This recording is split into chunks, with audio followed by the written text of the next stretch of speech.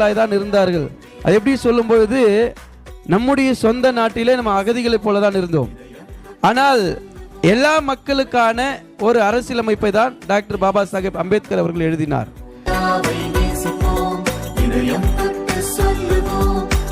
முதல் குமரி வரை இயேசு நாமம் உயர்த்திடுவோம்.